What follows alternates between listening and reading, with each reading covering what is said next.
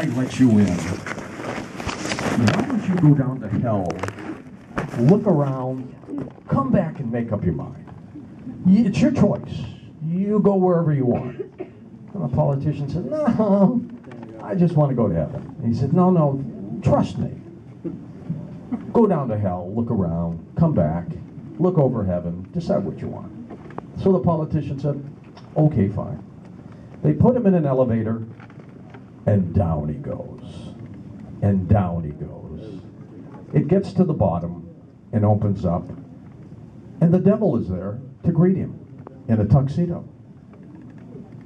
Music is playing, wine is pouring, women and festive moments are everywhere. And he invites the politician in. And I've got to tell you, the politician had one heck of a time. He actually loved it. And the devil said, well, now you need to go back to heaven. He said, well, I kind of like this place. He said, now you got to go to heaven, and then you got to look around, and then you make up your own mind. You pick what you want. So they sent the politician all the way back up to heaven. The doors open, and he gets out on a cloud.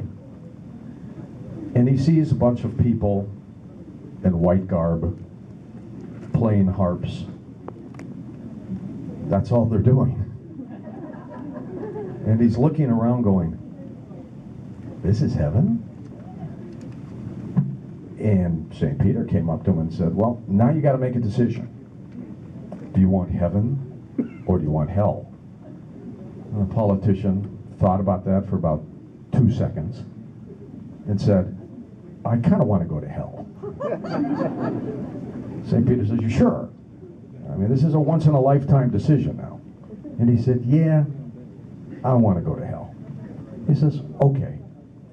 They put him in the elevator, they said goodbye to him, and down he goes. The door opens up, he's greeted by the devil with his cloven hoofs and his tail and his horns, who throws the politician into a pot of boiling oil, where people are screaming, fire, brimstone. And the politician is just saying, get me out of here, get me out of here. What happened to the music, the wine, the song? And the devil said, that was before the election.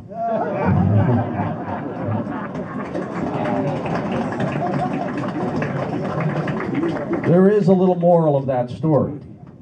And the moral of that story is be very careful what you vote for and what you get. You know, the events that have unfolded in Egypt are truly remarkable, where these people, after 30 plus years, even longer if you know the history of Egypt, simply said, we're fed up. We're done with this.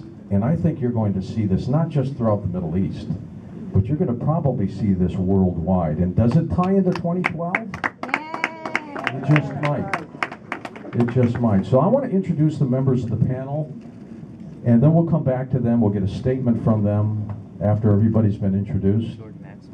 And we'll get into this, because this is exciting times. I've got to tell you, I can't believe how fast time is clicking by. And when I started doing Coast to Coast on a full-time basis back in 2003, I'd filled in back in 2001, before 9/11. I thought 2012 is so far away. It's next year, folks. It's next year. What am I going to do for show material after next year? I mean, Art milked Y2K. Yeah. I'm milking 2012. We got to come up with something else. That's right. In no particular order, let me first of all introduce William Henry to you. William Henry. Investigative mythologist, dedicated researcher, and a mind like no one else. I remember my very first show. I tell this all the time when I'm with William, because we get a kick out of this. My very first show, I'm filling in for Art, and they give me this guest named William Henry. And I went, all right, so I'll try to prepare for this as much as I can, and I'll do this. And right out of the box, he starts talking about stargates, and this, and that. And I went, what's he talking about? So after the first hour of a 3-hour interview, I dumped him. And I went on to phone calls and things like that. Served him right. So I open up my emails, and I've got thousands of emails. You'll never succeed at Coast. Whoa. What did I do? I said, you know what? Next time he's on, I better prepare a little better. William Henry.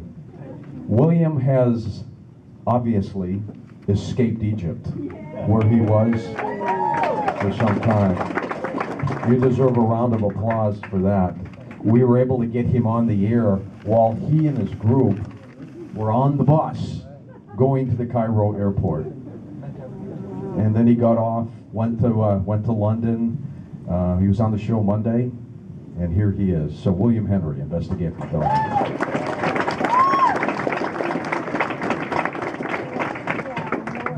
Sean David Morton.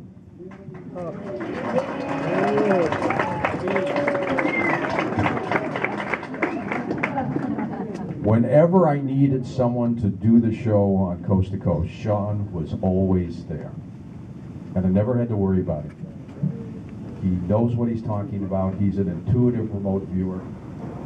He's a tough son of a gun. And he knows he is. They turned it down. Oh, they turned it And down? his Right. intuitive instincts are absolutely incredible. Absolutely incredible. You know, I've gone back over some of his past predictions over the 8 years he's been on the program. And it's frightening how close he is on some of these events. Sean David Morton.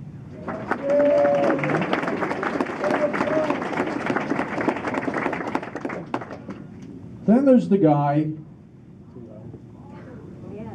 Volume up, more. Okay, how's that, better? Okay.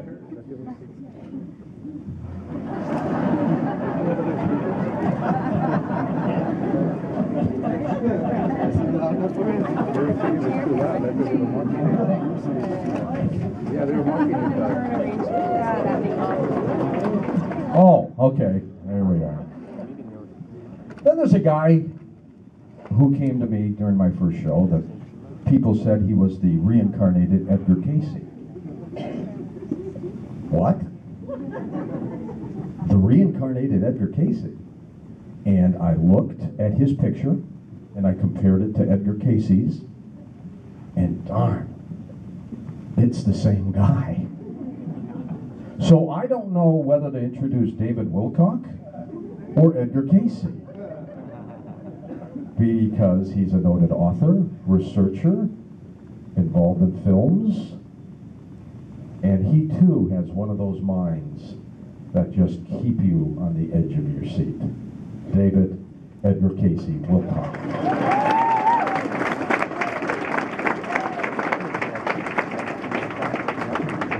Renowned clairvoyant, historian, author. She is phenomenal for the mystery of the ages. Tricia McCannon.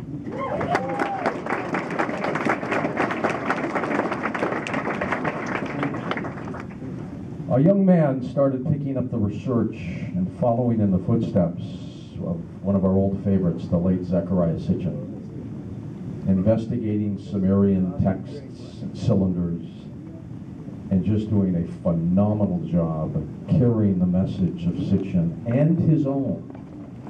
And it's my pleasure to introduce again Jason Martell.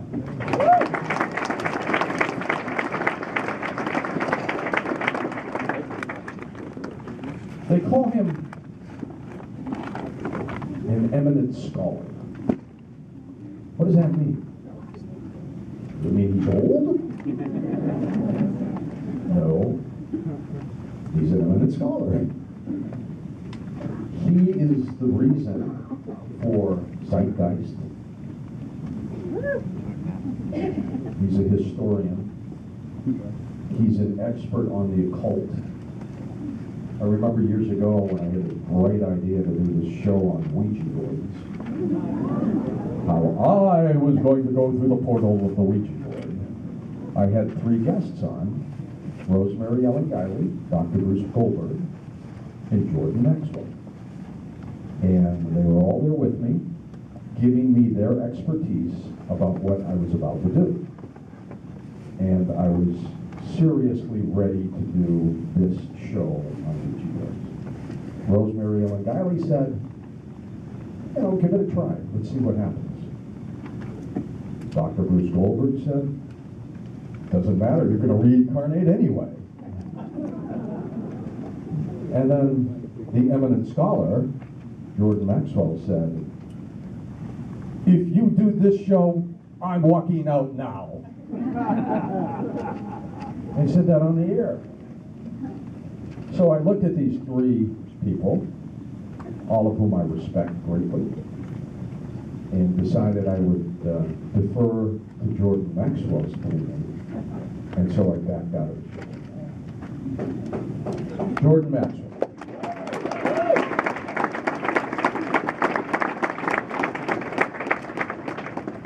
And lastly, and I kept him last because this is a special day for him, as I just had the honor of introducing Dannion Brinkley for the, oh, Mike, I forgot. Hold on. I just had the honor of introducing Mike Vera. Actually, Mike's a late ad. He's a late ad to the program. He is such a late ad, I have no idea who he is. No, I'm kidding. Mike is a noted author. His new book, by the way, The Choice, absolutely stunning. He's also written a book with Richard C. Hoagland, Dark Mission, New York Times bestsellers, and he sent me an email a few weeks ago and said, I gotta get on this panel. And I said, well, it's not my panel. And so he's here on the panel. Mike Barrett.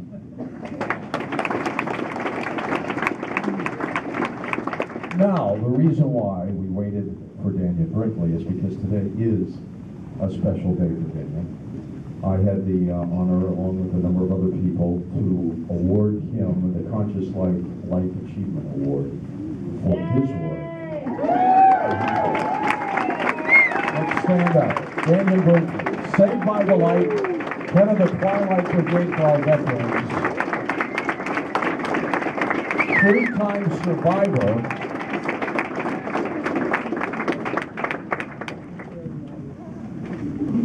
and everybody here will have their perspective now on just what that 2012 is all about.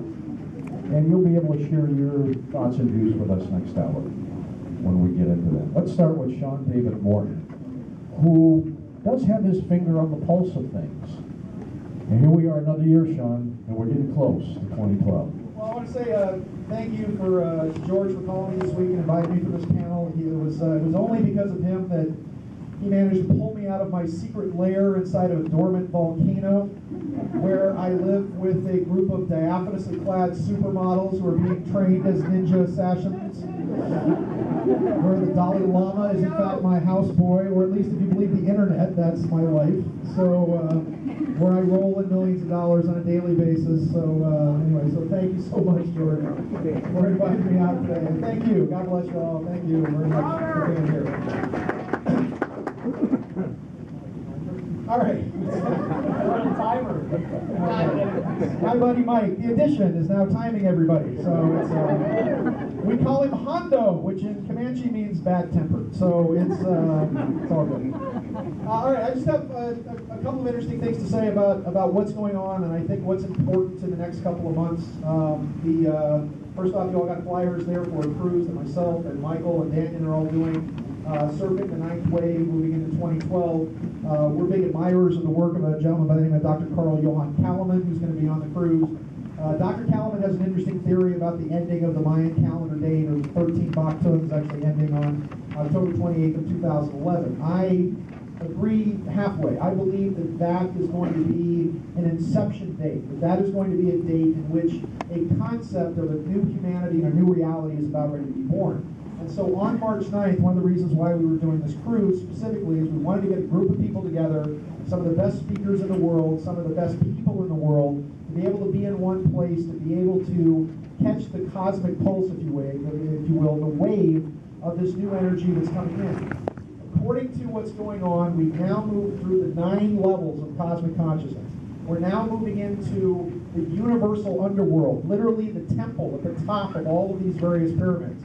What this says is that in the last period of this, whether or not you believe it begins March 9th and goes through October 28th of 2011, or whether or not you believe that it begins on February 11th and goes through 2012, there is a 260-day period that is supposed to be an activation point where we will actually become more activated than we have in 16.4 billion years of human evolution.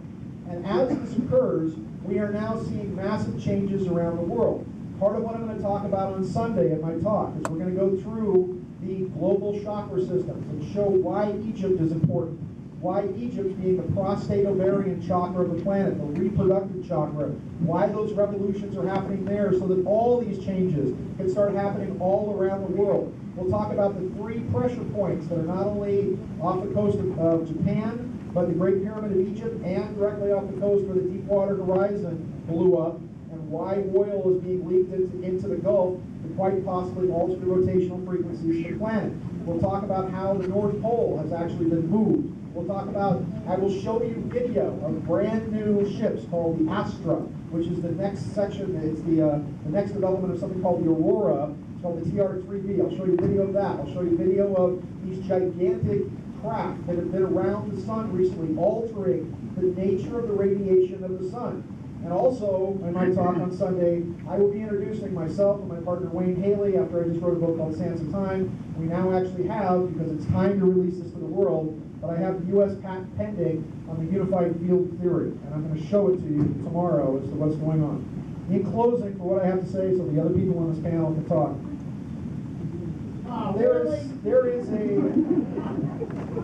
There are great evils afoot in the world. You and I and all of us have been through this before. We knew each other in Atlantis. We knew each other in Egypt. We knew each other when we were the Maya. We knew each other when we were the Inca. We knew each other when we were the Babylonians or the Persians or any of these great ancient cultures. The interesting thing about what's going on now is that why do things never change? Why does history constantly repeat? Why are we always doing the same things and making the same mistakes? Because technology changes, but man does not.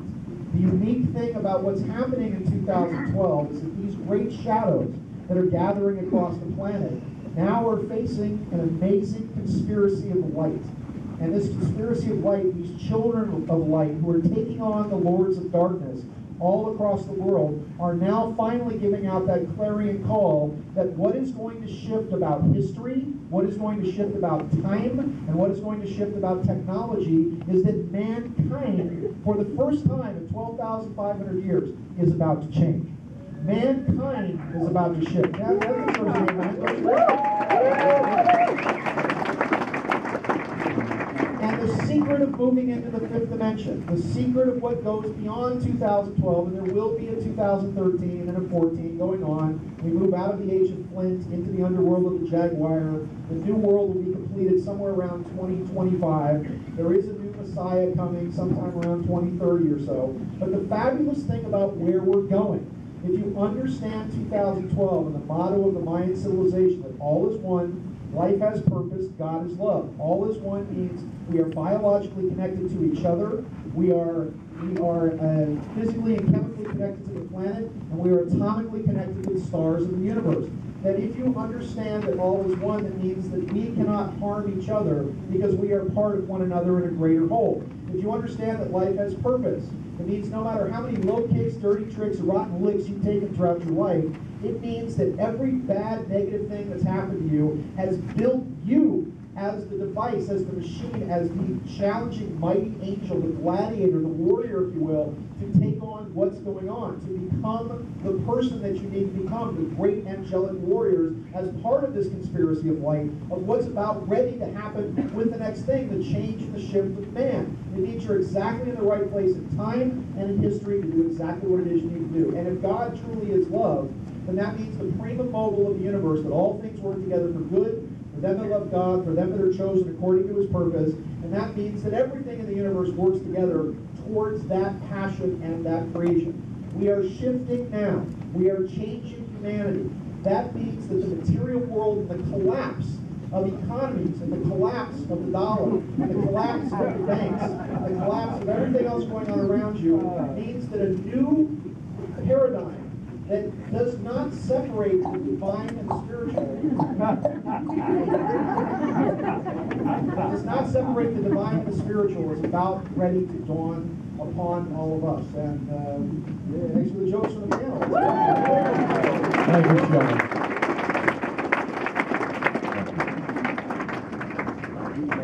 Now you know why he's such an easy guest on Coast to Coast. I go to the restroom, come back, and he's still taking calls. Tricia McCannon. Go ahead. I'm going to jump around. Hey everybody, it's wonderful to be back. As many of you know, I've been out there teaching and speaking for many years. I'm a clairvoyant. I've read for over 6,000 people around the world. And I'm usually in about 3 countries and 12 cities a year in the U.S. I have a couple of books out. The Dialogues with the Angels came out a few years ago, and we've sold about 10,000 of these. And this one just came out in March. And it's really about the great spiritual mysteries. It's tracking the life of Jesus through all of those 30 hidden years.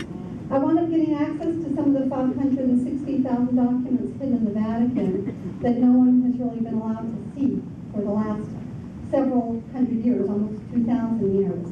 So the book has about 1,200 footnotes and 100 pages of very solid research behind it. But it really tracks Jesus through the great spiritual mysteries. And these mysteries, of course, are connected with the hidden history of the planet, which I'll be talking about on Monday night, who originally seeded the planet. In fact, there were 12 extraterrestrial groups that seeded the planet Earth, the Anunnaki being one of them. As we all know, we're really coming up to this whole 2012 cycle, which is connected with the ancient past. It's connected with the wisdom of the mystery schools that were primarily brought to this planet through the great master Thoth, from which we get the word thought today. Thoth was the god of wisdom in ancient Egypt. How many of you know who Thoth was? Thoth was amazing. And in their time and in their era on the planet, there were a group of Christed beings that came down that were very much involved with the awakening of the human race. And this would have been Thoth, Isis, Osiris, Horus. These were lords of great divinity. And of course, as Anunnaki gods, they lived for, probably on their planet, 750,000 to 1 million years. On our planet, by coming here, their life cycles were severely shortened, so they're probably living more like 400,000 years. Many of these gods are still alive today, the Anunnaki. They are actually in orbital patterns around our planet.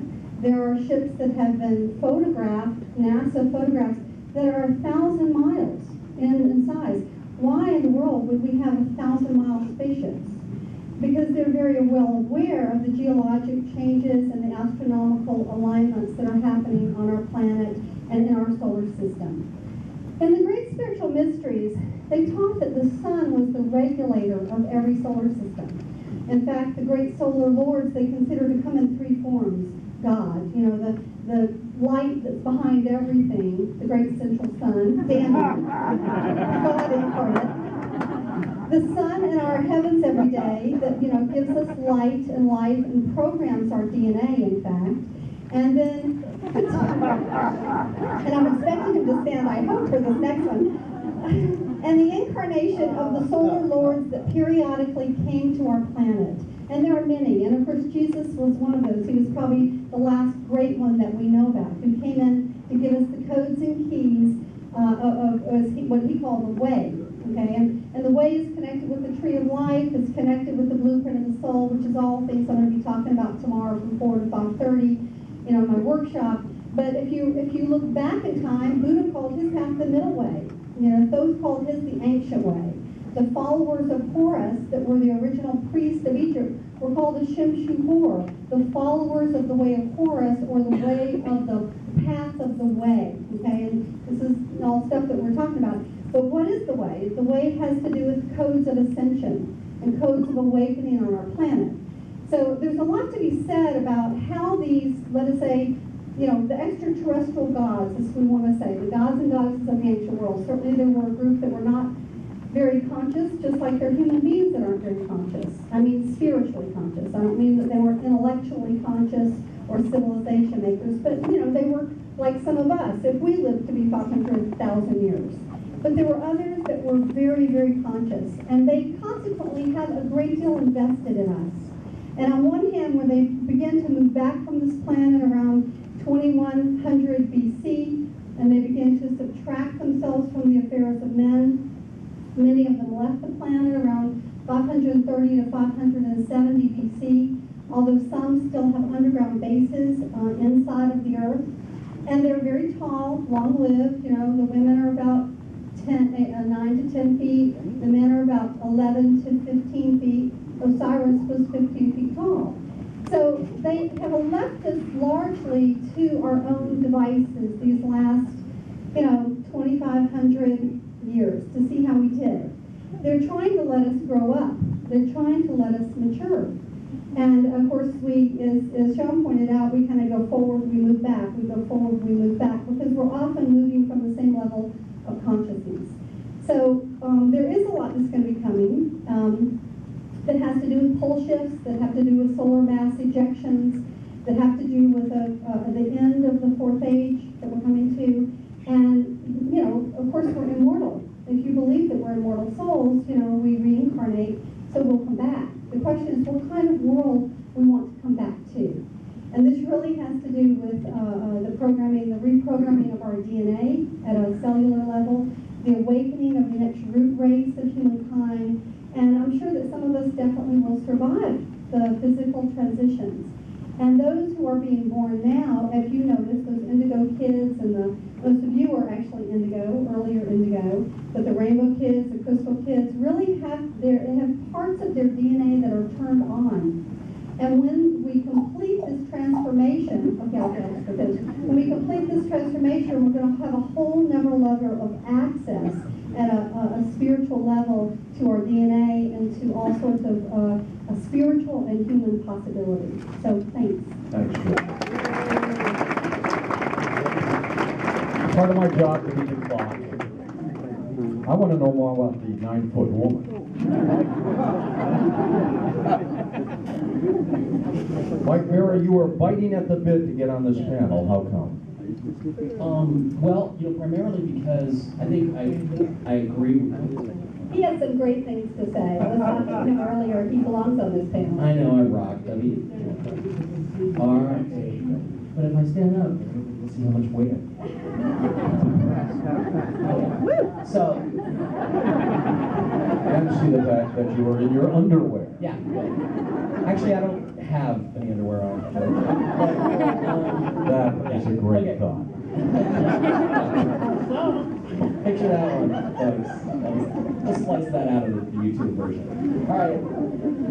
The main reason I wanted to be here is because you're going to hear a lot of theories today about what's going on. You heard Sean talk about transitions, about how governments are going to collapse. That's true. You've heard about, coronal mass ejections, solar flares. You've heard about pole shifts. All of these things are possible. All of these things have happened before. I believe David's going to tell you that we're going to all ride off to the sunset and sing Kumbaya together. That's also possible. That's also possible. But what I figured out in the course of writing this book, The Choice, that's just come out, is that it's really up to us what's going to happen. All of these different scenarios are out there because we haven't decided yet what's going to happen. It's up to us. We control the physics. There is a physics that's happening. The solar system itself is moving into these alignments. These alignments do have physical effects on our planet. They have effects on our consciousness. It's time to o'clock. But the cool thing is this energy pulse that we're going to experience and that we do experience coming from the center of the galaxy, it's something that we can manipulate and control. It goes both ways. This is hyperdimensional physics. It's not quantum physics. It's not Newton. It's not Einstein. It's a two-way street. And what I'm trying to get people to appreciate is that we can go riding off into the sunsets and we can kumbaya together if we choose that. So I'm not arguing with anybody here, except I'm telling you, you actually have the ability to control how 2012 is going to come out. And the reason that you're all here, the reason you all incarnated at this time, is to make that choice. So what's going to happen, I think William Henry's probably going to tell you, there's Mayan monuments that talk about how the great god Kukulkan or Quetzalcoatl is going to manifest here on December 21st, 2012. He's going to ride a serpent robe. And that serpent robe is torsion. It's a torsion effect. And he's going to manifest here, and he's going to pass judgment on this planet. And everybody hears that and they think, that doesn't sound very good. Because we all think of westernized biblical judgment. You know, you're good, you're bad, you go to heaven, you go to hell, that kind of thing. But it's not that kind of judgment. The judgment is going to be, what is the intent of the spirits of this planet for this planet? And I think we've been to this point many times before on various other occasions. The Hopis tell us that we've chosen to wipe the slate clean and start over again. So this time the question is, what are you going to choose? And how are you going to choose it? And one of the really important things to appreciate is in this physics is that there are times when your choices, when your wishes, when your desires are amplified. For instance, during eclipses, we had a lunar eclipse about a month ago. And there's several really, really important eclipses coming up in 2012. There's a Venus transit. The Mayans tracked transits of Venus to tremendous accuracy. And the reason why is these are opportunities for us to get together like they did the original harmonic convergence back in 1987 and say, this is the kind of world that we choose. Not that we're going to ask, we're not going to beg, we're not going to do the secret thing where it's like, oh, can I have a house and a car and a hot girlfriend? We're not doing that. What we're going to do now is we're going to choose the world that we're going to choose the world that we want to live in. And what I'm trying to just get across to people is we have a choice. We have some dates coming up, especially May 20th of 2012, where there's an eclipse that will balance the east and the west completely, the masculine and the feminine and all that stuff. And the Venus transit, and it ends at Mount Shasta.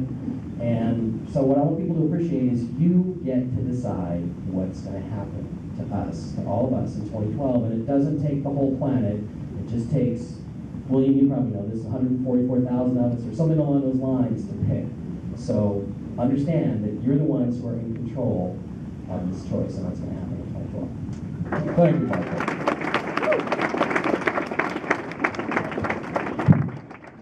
I'm glad you talked your way onto the panel. Aren't you?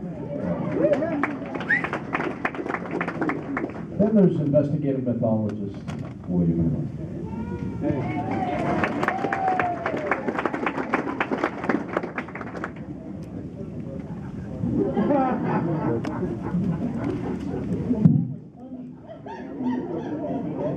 That was better than the underwear joke. I got it.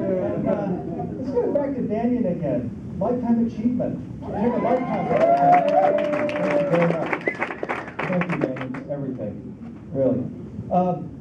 I started researching 2012 back around 2003. I wrote a book called The Healing Sun Code, which was about this pulse everybody's talking about, and how it's awakening latent capabilities within our DNA. And I was hugely influenced by the other major 2012 author, researcher, John Major Jenkins, who some people agree with, some people don't, but he's being a man of high integrity, and I really like John. And he really helped me to kind of piece some of these mysteries together. Around 2005, 2006, somewhere in there, like George, is all just blurred, coming together here just so fast. I happened to go into the book of Revelation, chapter 20, verse 12. Most people don't know it, but that is Judgment Day. That's Judgment Day in the Christian scheme of things. That's the day when we're lined up with the throne and the books are opened and we're all judged according to what we have done. Now, as I was looking at this, I'm thinking, well, isn't that fascinating that Revelation 2012 corresponds with this Maya end-time circular nature of things. They didn't say the world ends in 2012. It's all circular. It begins all over again. But what if we think of the center of the Milky Way galaxy as that flow? Here we are, maybe not experiencing the galactic alignment so many people talked about. That is, in a way, debatable. But our consciousness has shifted just in the past 25 years from a strictly Earth orientation to now we're thinking of ourselves as galactic beings. NASA is providing us incredible imagery of what we think our Milky Way would look like if we could see it from outside. The Hubble Space Telescope, our gate to God, has shown us that we're one of hundreds of billions of galaxies that inhabit the known universe. That's a profound shift in consciousness in and of itself. We're going from earthbound to now realizing that we're galactic beings. I think that's one of the most vital aspects of the whole 2012 scenario. As a symbolist, I'm very interested not so much in what the Mayans said, but the symbols that they utilized to describe this scenario. And so when the Mayans are talking about this celestial alignment, this galactic alignment, this awakening, they described it as a tree, as a sacred tree. This is the same as the tree of life found in all the world's traditions. And they described it saying this is an alignment of stars and planets, a sacred cross of stars and planets. And riding up or perhaps curling up around this sacred tree is what they described, as Mike said, as a serpent rope. I took John Major Jenkins' lead and said, well, what if that serpent rope is, in fact, a stargate or a wormhole? It could well be the torsion idea as Mike's describing. I have no argument with that, because we really don't know. It's a symbol, has multiple layers of meaning. What the Mayans are saying is that as a result of this consciousness shift, as a result of this alignment, it's possible that a gateway is going to be opening, which they described as the serpent rope. And riding upon that serpent rope is their great savior figure, Quetzalcoatl, who did appear as Thoth in an earlier manifestation, and whom many equate with Jesus. And so when we put all these pieces together, they're talking about this profound awakening in consciousness, and one of the key symbols for that is the stargate, or the wormhole. And I've just been marveling ever since 2003 at the momentum, ever since Carl Sagan's Contact. I know David is working with Jim Hart, who wrote Contact, and very honored to know that he may be with us today in the audience. Ever since this time, this idea of the Stargate or wormhole, which represents the impossible, has now come into our consciousness, and we see it everywhere in children's programming, in games, in commercials. It is an accepted fact that stargates and wormholes are real. Remember the Norway spiral? Everybody accepted that a stargate opened on that day, and then everybody went out and had another cup of coffee. It's like it's so routine in our world, and what I'm asking you is to recognize these subtle but totally profound shifts in our consciousness that we are all manifesting right now. We're a part of it. It's in us, and we're embracing it. So I congratulate and just am honored to be in the presence of all of these people right here. It might not take 144,000, might just take 600. And I'm very, very pleased to be here with you. So thank you very much.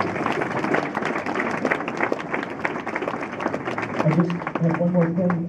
I have a workshop at 4 o'clock. I'm not going to give you an advertisement for it because I know you all want to stay here and hear these very compelling speakers, but I will have to excuse myself about 3:45. So if you see me get up and walk out, it's because I've got to go give a workshop on soul rising. So thank you.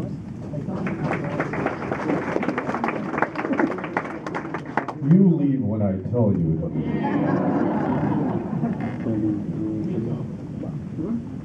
And we might take about 10 minutes, so before they all leave, if you want to take pictures with some of your favorites here as well.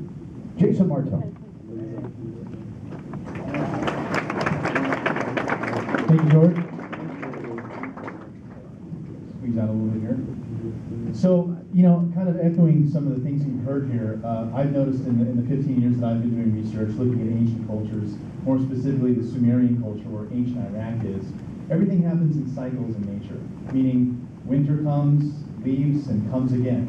And it seems that our ancients were aware of a cyclical pattern that was taking place on a much larger scale. And we hear hints of this, for instance, with the Mayan calendar, basing a time scale out to 26,000 years, and knowing that things still happen in a cyclical manner. And so it's very interesting that a lot of the points that are found in many of these ancient texts do merit further study. However, there is a lot of conjecture in people wanting to jump the gun when they get interested in these topics and they see that 2 and 2 connects and they get an answer. But unfortunately, there is still some speculation as to what's going to happen in 2012. So one of the things I'm obligated to bring up is the idea of Planet X. A lot of people who are interested in the idea of ancient technology or have been following the work of Zecharia Sitchin have heard of the idea of a Planet X. So there's been a lot of speculation as to when Planet X would return. in the past, through biblical knowledge as well as scientific information, we can pretty much collaborate the fact that Planet X might have caused a great flood in the past. Meaning, the Bible talks about a great flood, but it doesn't explain why there was a great flood, what caused the great flood. And there are actual Sumerian epic tales written in the most ancient language that we know of that speak of this Planet X as the cause. Is when it passed by on one of its subsequent passes in the inner part of the solar system, it cracked off the part of our ice sheet, like ice dropping into a glass of water, and it instantly raised the water level.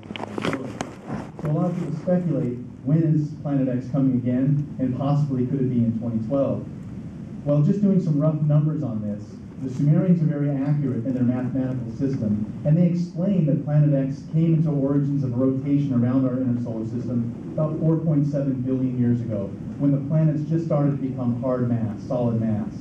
So if we do a quick extrapolation that Nibiru, based upon the Sumerian text, goes around our sun once every 3,600 years, and it's possibly been in that orbit for roughly 4.7 billion years, we can just do a quick little math to say 3,600 or 4.7 divided by 3,600. Nibiru's probably orbited our sun over 1 million times. So it's not always going to cause catastrophic effects when it comes to the inner part of our solar system. Plus, we're talking about three-dimensional space, so, the Earth could be here, and the sun here, and Planet X could be way over here. So what's going to happen in 2012? I don't really put too much merit that something negative is coming, but what I do make note of the fact is that there are cyclical patterns taking place, and there are a lot of interesting correlations that a lot of these ancient cultures, specifically the Mayans as an example, their gods are described as tall beings with pale skin, yet all the South American indigenous people are dark-haired, dark-skinned, yet their gods are pale-skinned, and they're much taller and have light hair, sometimes red hair. So there's some very interesting things that we can look at some of these sites that have been coming out, like Göbekli Tepe and various other places where we see evidence of buried sites, and they have astronomical alignments and show that there is this knowledge being passed of dates and times being correlated with ancient astronomy. Dannion, would you go in the corner? I think we might have an Anunnaki here on stage. I think the last thing I would just point out is looking at some of the Mayan codices, one of their prediction-based calendars is on Baktunes, and they predict that at one of these Baktunes, their god is going to return. Well, on that predicted date, the conquistadors showed up and aggressively converted all the Mayans to Christianity and burned all the codices. So it's not always an accurate thing to say that the end of the world is coming or what's going to take place. I kind of take this information with a grain of salt and hope that, as some of the other esoteric speakers have pointed out, maybe it's going to be a time of change and there'll be a new consciousness for humanity, a combination of technology and more awareness of our past that's going to take us into the future. Thank you very much. Thank you. I think if Zechariah Sitchin were alive today, he would be very proud of you. Very proud of you. Last year on Coast to Coast, David Wilcock said that President Obama would be flanked by 2 extraterrestrials, and they would make a disclosure announcement. David will be released from his home in a few months. He is out on leave for this panel tonight. Go ahead, David.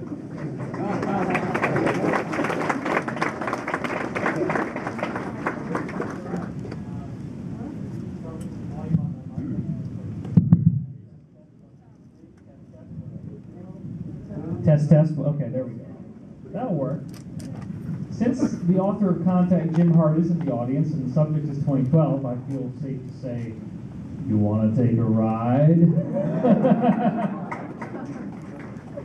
Look, we've got the science. This is not a speculative discussion. This is a discussion that deals in facts. I like to talk about the fact that if you look at these ancient legends of gods around the world, they are invariably human. The technology that we see on the earth, including pyramid technology, requires intermediate steps to be achieved that we do not see in the fossil record on this planet. That's why the archaeologists are so freaked out. They don't find iPhones. They don't find internal combustion cars. All of a sudden, you've got levitation, anti-gravity technology, and you got these massive stone edifices that are built all over the world, and we don't know what the heck they're for, because it's a lot easier to build something out of little stones or cement than it is out of these gigantic 20-ton, 200-ton blocks. Okay? So let's respect the fact that somebody was doing this all over the world again and again and again. There had to be a reason for it. It's not just that they were entertaining themselves. It turns out that gravity, many scientists, including Nassim Haramein, many of you probably know him, gravity is the source of what's flowing into the atom. The atom is like a candle flame. The candle needs wax and oxygen to stay lit. Our cells in our bodies, and actually the quantum level of every atom, needs this, what I call the source field. The source field is gravity. Gravity is a flow that's going into the planet to make the planet exist. And because it's fluid-like, we were talking about torsion fields, it's the same concept here. The torsion field element of this is that the flow spins. That's a rotational movement, okay? The rotational movement encodes consciousness into gravity, which is the source field. Consciousness is just like a radio wave. You got cell phone calls. Hopefully everybody's turned off their ringer, but the phone might ring down here. You could be watching an internet video on your cell phone, and that video is streaming through this room. All I'm saying is that your consciousness works on the same type of principle, except that it's enfolded into gravity, not electromagnetic energy. DNA is enfolded into the spin fields of gravity. 3 weeks ago, there was a scientist who takes 2 tubes of water. One of them has DNA in it, the other one doesn't. He zaps them with electricity, and the water molecules in this sterilized test tube assembled into DNA. That's brand new information that corroborates everything I've been saying. Well, it's cosmic information, absolutely. So what I'm trying to tell you here is that life is an emergent phenomenon that arises from what I call the source field, from the quantum medium. The source field is ultimately one infinite creator. It's a consciousness that built the entire universe, and the human form is not a design that's merely restricted to this planet. There's a lot of mileage off the human body throughout the whole cosmos. And when we start to understand that these gods that came to the earth were human, but they were not built here, they were built by the galaxy on wherever planet human life can occur, then we start to understand why would they put pyramids down here on the planet. The pyramid technology actually is used like a funnel to harness this source field, to make it spin, because whatever the shape of the object is that you build is going to determine how that flow goes into it. So you actually create a vortex by building a pyramid, just like the Cathars and the Knight Templars built these cathedrals with these domed roofs on top and with steeples to harness that flow. When you harness this flow, you get it raised in consciousness, and we have all these people in this room right now. That flow that we're all creating is actually generating a spin. If you could actually see the source field, there'd be this current going through the room that spins like this. And that current is the underlying energy that makes our mind. And therefore, if the frequency of the spin increases, if it starts spinning faster, what do you think is going to happen to your level of consciousness? What do you think is going to happen to your IQ score? What do you think is going to happen to your ability to access and download cosmic information on a moment-to-moment basis? Dannion said to me here, we were sitting here and rudely talking to each other while everybody else is talking, because we both have large egos, and that's what we do. And so he said to me, David, this is going to happen no matter what. You need to remind people this is not something that just kind of goes by and nothing's going to happen. Dannion had the actual visions when he was in the afterlife of what was going to be happening to us all on this planet. The 2012 shift, in my understanding, literally corresponds to a rearranging of the matrix of what makes matter and biology and consciousness exist. That time itself is actually subject to variation, the flow of time. We actually could, All right, 6 p.m. tonight, I've got a 1.5-hour lecture, which is a cosmic download, just like what you're hearing, and a lot more. Monday, Valentine's Day, if you don't have anything else to do, oh, I shouldn't have said that, right? I just shot myself. Okay. You are single, aren't you? Bring your loved one. Good. This guy will do anything for a date. Hey, I even got portion field energized chocolate at my booth. You can actually. That has melted.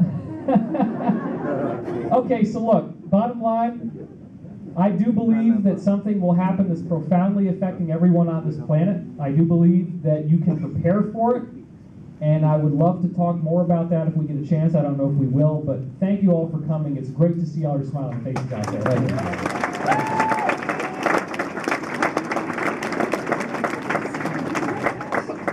So, Jordan, I got my mic on. What'd you think of David's presentation? He's Lucifer.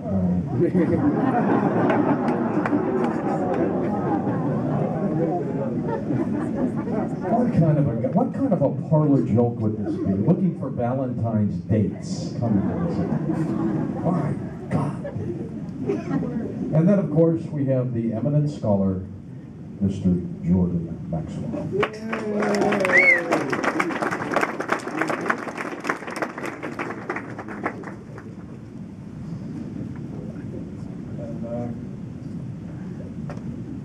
I'm very concerned about where the human race is going, because the powers that be in this world, both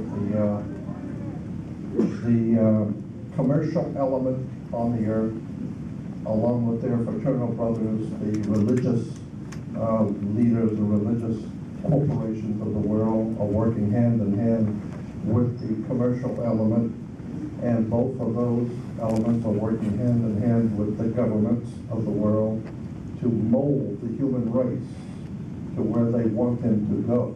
They have taught us what to buy and what to think and how to think, how to view our brothers in different countries. And so our religious leaders, our commercial leaders, and our governmental leaders are all in this thing together. They're manipulating the whole human race. So my concern is that you're going to lose your humanity because the human race is being mutated.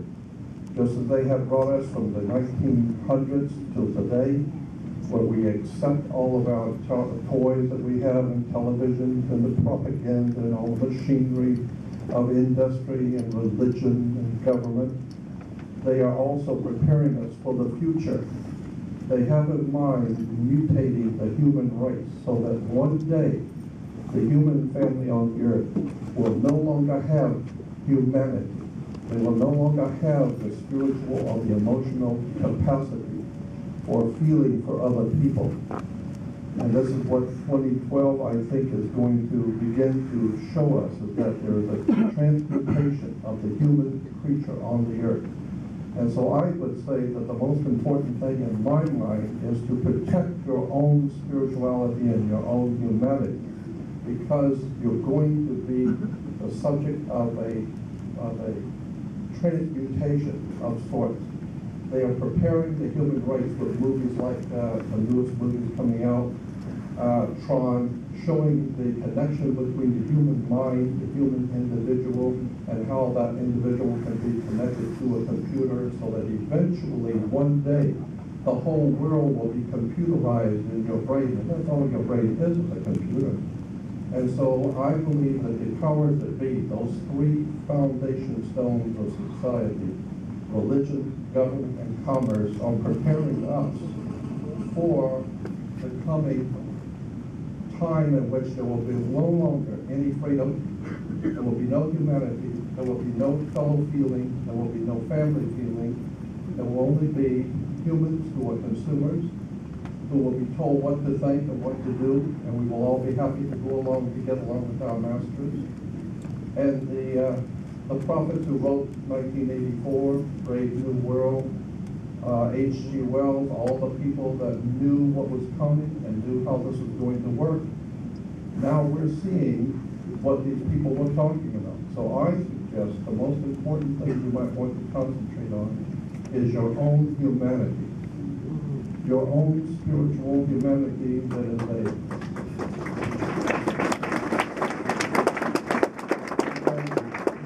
people who would consider themselves our owners and don't think they don't. They believe that they own your body through maritime law. They own your whole soul. They own the human race.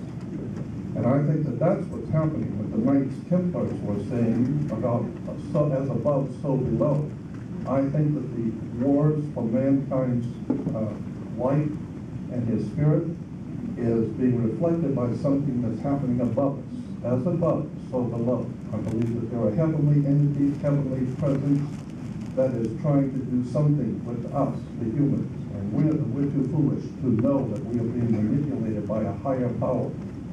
So I suggest that one thing in particular is to maintain your own spirituality, your own humanity, and be prepared for the onslaught of technology to begin to change you as a human. Because I am totally convinced that what we're going to see in the future is not going to be very pretty for the human race. There will be no longer any freedom. There will no longer be any individuality, no creativity.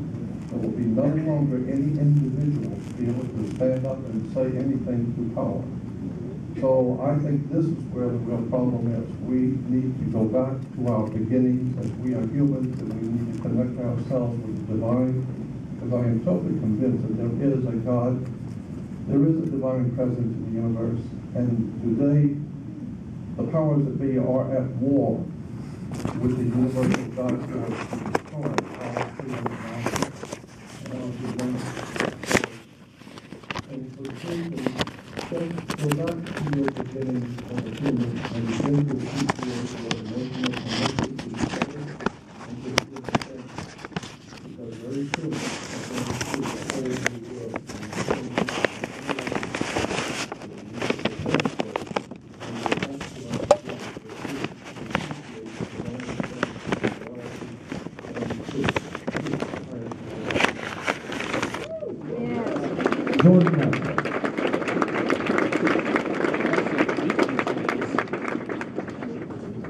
Now you know why they call him the eminent scholar. We're gonna hear from Dannion Brinkley, and then we're gonna take your questions. Go ahead, Dan. Take the bread, everybody.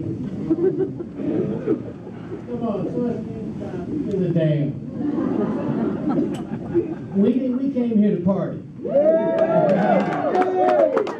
came here to spiritually make a difference because we all who are in our age group, the world that we were born in disappeared. So this so-called 2012 event and this so-called events of the Mayans and the things that are occurring now. It's not some future event. It started in, if you're a Mayan, 5,125 years ago. It's in its end of its cyclic period called the galactic period. That means that all things not done in integrity will collapse. And this was what the Mayans said. We are watching these events fall radically. I don't really know much about the Mayans, except that I've been studying them for 42 years. I have seen every Mayan temple and Mesoamerican temple ever built that is accessible by a civilian. I have been studying these things and watching these things and seeing Mayan temples built in the Yucatan and seeing in India Mayan temples built exactly the same way. The same identical structure, the structures of the tiers of how you elevate consciousness. Pyramids elevate consciousness, each tier is a cigarettes. The Mayans were the record keepers, timekeepers. And in this 2012 event, in 42 years of traveling down there and walking among these people and listening to them, you become really, really amazed at the genius of these timekeepers. The Maya invented the zero. Where would Bill Gates be without the Mayans? And when the Mayans invented the zero, why? Because they were waiting for their home planet of their ancestors to get close to the Earth, Venus. this is what they were doing. And they would build cities to celebrate the closeness of Venus 800 years into the future at such precision that is still unmatched today. We are in this mythology